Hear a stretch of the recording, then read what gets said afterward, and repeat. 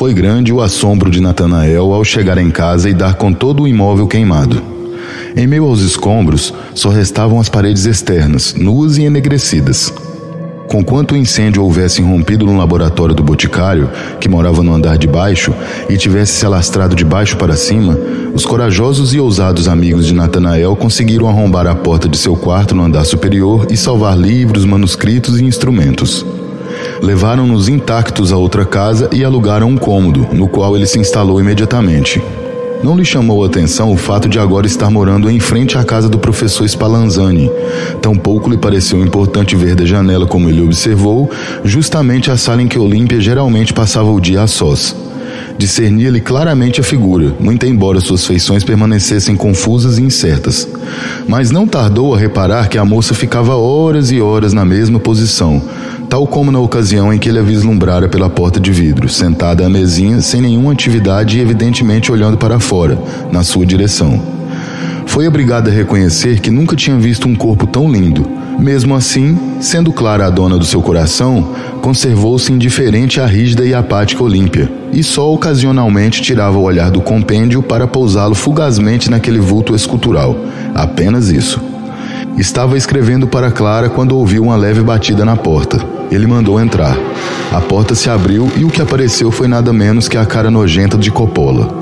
Natanael estremeceu por dentro. Mas, lembrando-se do que Spallanzani dissera acerca de seu conterrâneo e do que ele mesmo havia prometido com tanto ardor a sua amada com relação a Copélios, o homem de areia, teve vergonha de seu ridículo medo de fantasmas e, tratando de se recompor, disse com toda a calma possível: "Não quero comprar barômetro nenhum, caro amigo. Vai embora, por favor."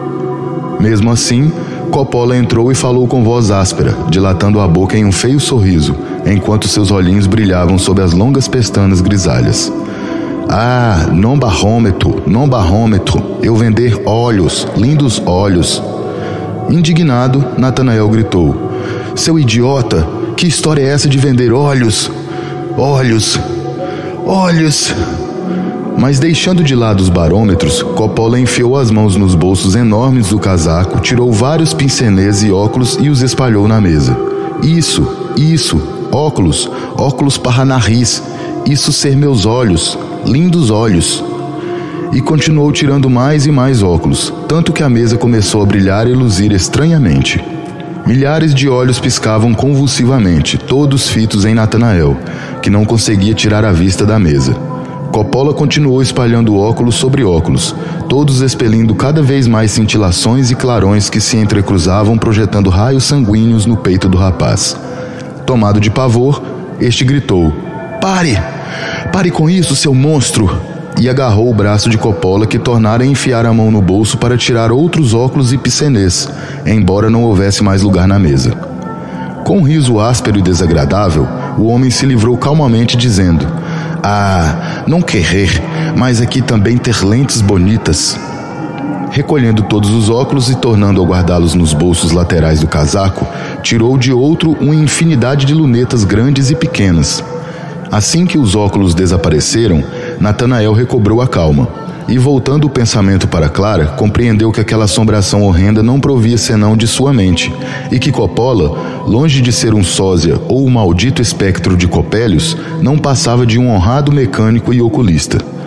Ademais, as lentes que ele acabava de espalhar na mesa nada tinham de extraordinário, pelo menos não eram fantasmagóricas como os óculos, e para remediar a situação, resolveu comprar alguma coisa daquele homem.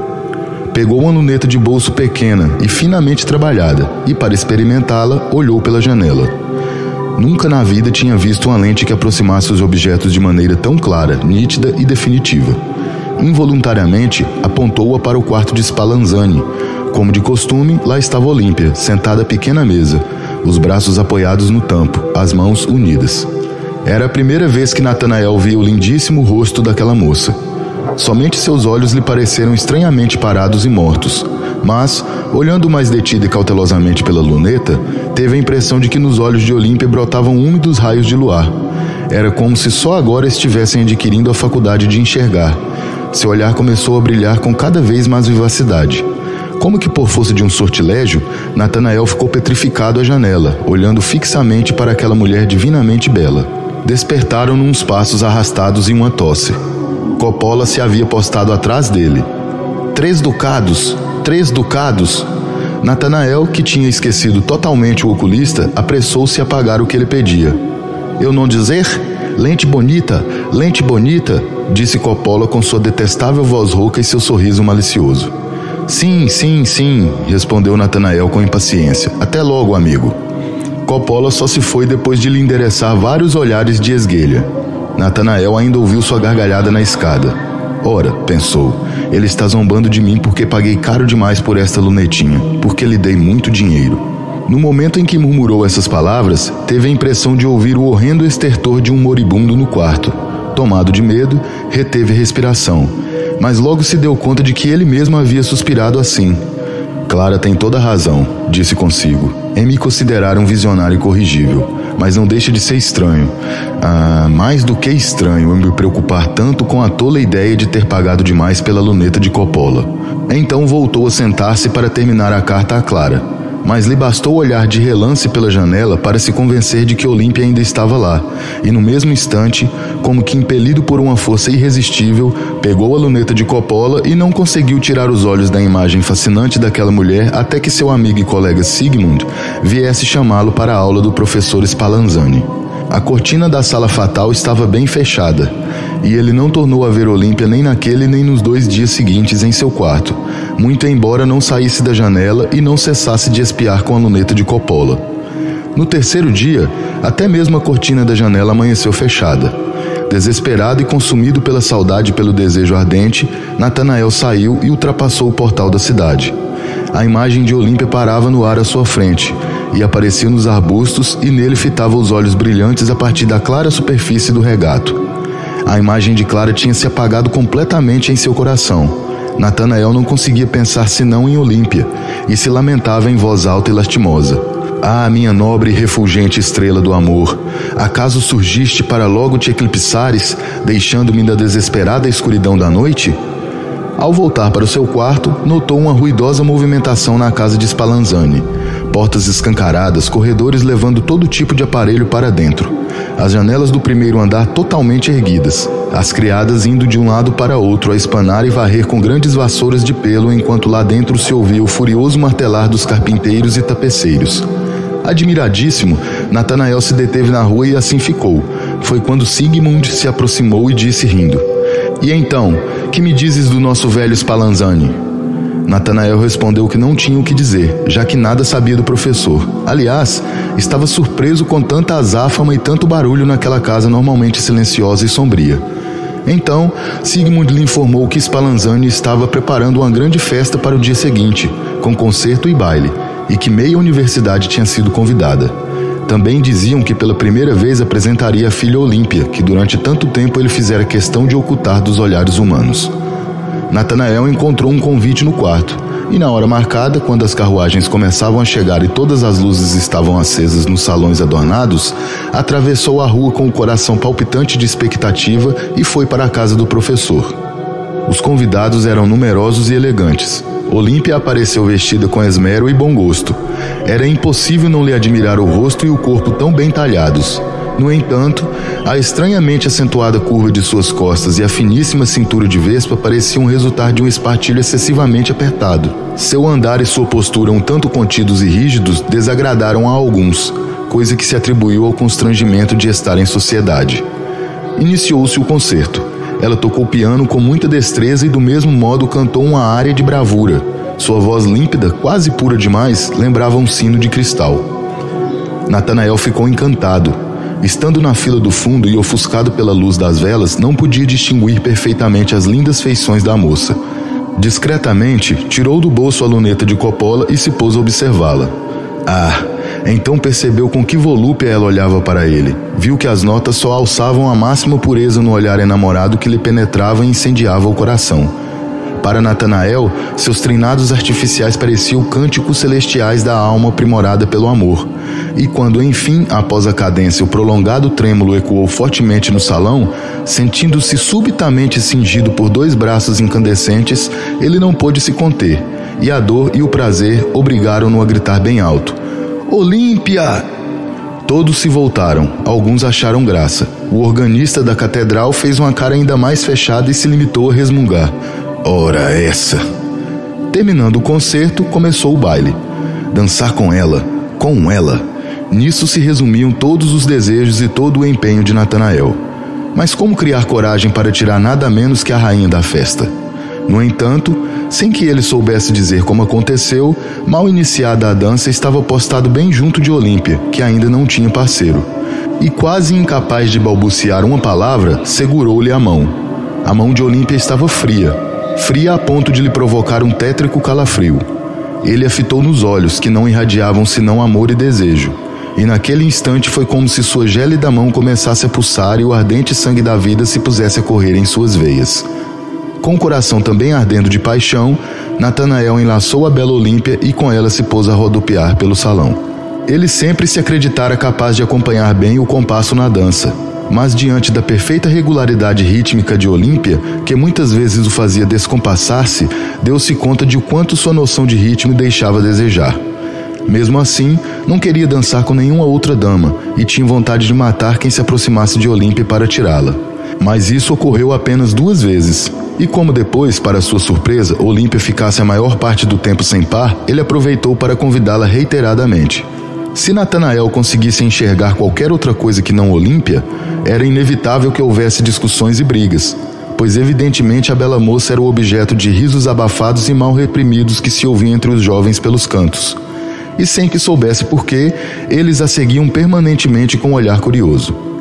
Aquecido pela dança e pela boa quantidade de vinho de que se serviu, Natanael deixou de lado a timidez que geralmente o caracterizava.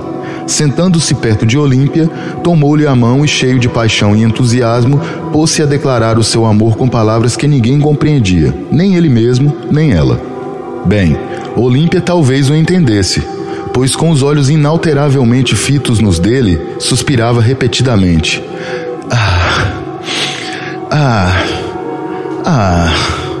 Ao que Natanael respondia: ó mulher esplendorosa e divina, ó raio de luz do prometido paraíso do amor, ó espírito profundo no qual se espelha todo o meu ser, e muitas outras coisas do gênero. Mas Olímpia insistia em apenas suspirar. Com um estranho sorriso de satisfação nos lábios, o professor Spallanzani passou algumas vezes pelo feliz casal. Por mais que estivesse perdido em outro mundo, Natanael finalmente notou que a casa de Spallanzani estava consideravelmente mais escura. Olhando à sua volta, constatou com grande susto que as 2 últimas velas ainda acesas no salão deserto se apagariam em breve. Fazia tempo que a música e o baile haviam cessado. Separação! Separação! Gritou com furor e desespero. E tendo beijado a mão de Olímpia, inclinou-se em busca de sua boca. Lábios gelados roçaram os seus lábios febris. Tal como quando havia tocado na mão fria de Olímpia, Natanael sentiu o coração tomado de terror. A lenda da noiva morta lhe invadiu repentinamente o pensamento, mas ela já o estreitava nos braços, e no beijo seus lábios se aqueceram, ganhando vida. O professor Spallanzani percorreu devagar o salão vazio. Seus passos ecoaram pesadamente. Seu vulto cercado de sombras tremulantes tinha uma aparência horrivelmente espectral. Tu me amas, Olímpia. Basta uma palavra. Tu me amas, sussurrou Natanael. Mas levantando-se, ela se limitou a suspirar. Sim, minha adorável e gloriosa estrela do amor, disse Natanael. Surgiste em meu céu e para sempre hás de iluminar meu coração. Respondeu Olímpia ao mesmo tempo que se afastava. Natanael a seguiu e viram-se diante do professor. O senhor teve uma conversa extraordinariamente animada com a minha filha, disse este sorrindo. Pois bem, meu caro senhor Natanael, já que tanto lhe agrada conversar com essa tolinha, suas visitas serão bem-vindas. Com o peito iluminado por um céu radiante, Natanael se despediu e retirou-se. A festa de Spallanzani foi um tema de muitas conversas nos dias que se seguiram, posto que o professor tivesse feito o possível para receber os convidados com muita pompa. Os espíritos mais zombeteiros insistiam em comentar todo tipo de esquisitices e inconvenientes que haviam ocorrido e falavam sobretudo na inércia e na mudez cadavéricas de Olímpia, a quem, apesar da bela aparência exterior, atribuíam uma estupidez incurável, e com isso pretendiam explicar por que Spallanzani a tinham mantido reclusa durante tanto tempo. Natanael ouviu tudo com um secreto rancor, mas preferiu calar-se. Pois, pensou, acaso valia a pena provar a essa gente que era sua própria estupidez que a impedia de reconhecer o espírito profundo e esplêndido de Olímpia? Por favor, amigo, disse Sigmund certo dia, tenha bondade de me explicar como é possível que um sujeito inteligente como tu tenha perdido a cabeça por aquela cara de cera, por aquela boneca de pau. Natanael quase explodiu de cólera, mas contendo-se respondeu, dize tu, Sigmund, como é possível que o encanto celestial de Olímpia tenha escapado ao teu olhar normalmente tão sensível para o belo, assim como a tua percepção sempre tão aguçada? Em todo caso, eu só posso agradecer ao destino, pois de contrário teria em ti um rival, e então o sangue de um de nós seria derramado. Compreendendo o estado de ânimo do amigo, Sigmund mudou habilmente de tática, e depois de observar que não convinha discutir o objeto do afeto de um homem apaixonado, acrescentou, mas não deixa de ser estranho que muitos de nós tenhamos formado a mesma opinião acerca de Olímpia. Ela nos parece, não me leves a mal, amigo, estranhamente rígida e sem vida. Seu corpo é bem proporcionado, seu rosto também, isso é inegável. Poderia ser considerada linda se ao seu olhar não faltasse o brilho da vida, quer dizer, se não lhe faltasse o sentido da visão. Seu andar é estranhamente contido, cada movimento parece depender de um mecanismo de corda. Seu modo de tocar e cantar tem o ritmo sem vida e desagradavelmente correto de um realejo, e o mesmo vale para a maneira como ela dança. Essa Olímpia nos dá medo. Nós não queremos nada com ela. Tivemos a impressão de que ela apenas fingia ser uma criatura viva e de que havia um estranho mistério por trás dela. Natanael não se deixou levar pela amargura suscitada pelas palavras de Sigmund. Dominando a raiva, limitou-se a dizer muito seriamente: pode ser que para vocês, gente fria e vulgar, Olímpia pareça estranha e funesta. O espírito poeticamente organizado só se desdobra nos seus iguais. Só a mim ela endereçou o olhar enamorado, irradiando sentido e pensamentos. Só no amor de Olímpia eu sou capaz de me reencontrar. Pode lhes parecer inconveniente que ela não se entregue a conversas triviais, como costumam fazer os espíritos vazios. Sem dúvida, Olímpia é de poucas palavras, mas essas poucas palavras são genuínos hieróglifos do mundo interior do amor e do conhecimento elevado da vida espiritual, revelado na instituição do eterno além-túmulo. Mas que perda de tempo! Vocês são incapazes de entender tais coisas. Que Deus te proteja, amigo, disse Sigmund com delicadeza, quase com tristeza. Mas acho que estás no mau caminho. Podes contar comigo quando tudo... Não, é melhor não dizer mais nada.